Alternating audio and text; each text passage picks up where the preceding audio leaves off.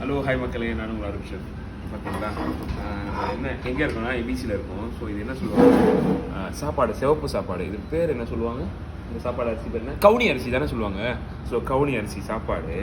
அது கூட பார்த்தீங்கன்னா இந்த மாதிரி மண்பானையில். ஸோ இது என்ன மசாலான்னு தெரியல, இருங்க ஒரு நிமிஷம் நான் செக் பண்ணுறேன். I want check.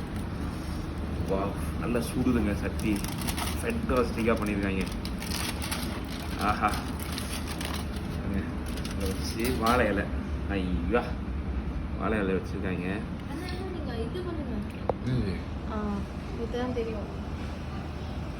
நீங்கள் பேசுனீங்கன்னா என் ஃபோனை உடச்சு தலைவர் குறுக்கால. நீ எடிட் பண்ணிட்டு மைக் எங்க? மைக் எடுத்து வரல, விட்டுட்டு வரல. எடிட் பண்ணிக்கோங்க. சரி.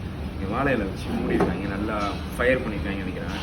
வாழை இலை திறக்கும் போது வாழை இலை வாசனை தரமாக வருது. ஆஹா, இல்லை கூழு மெதன்னு இருக்குது.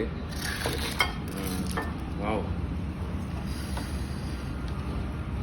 மட்டன் நினைக்கிறேன். ஸோ மட்டன் தான், மட்டன் மசாலா. நான் ஆர்டர் பண்ணல, என் முதலாளி ஆர்டர் பண்ணாங்க. மட்டன் மசாலா. இதான் 1 ஸ்பூன். இதை இப்படி வச்சு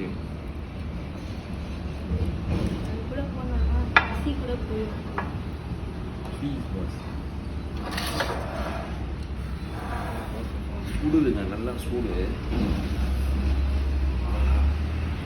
மனம் தெறிக்க விடுதல் மனம் அந்த மாதிரி இருக்குது. பெப்பர் மசாலா நினைக்கிறேன்.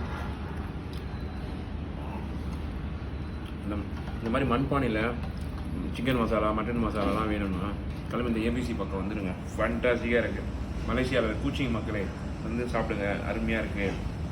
உங்களுக்கு சீரக சம்பா ரைஸ் வேணும்னா சீரக சம்பா ரைஸ் பண்ணி கொடுப்பாங்க. இந்த ரைஸ் பேர் என்ன சொன்னேன்?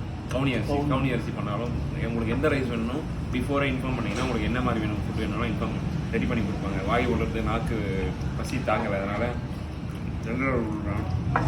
தரமான ஃபுட்டு அருமையாக இருக்குது. பாய்.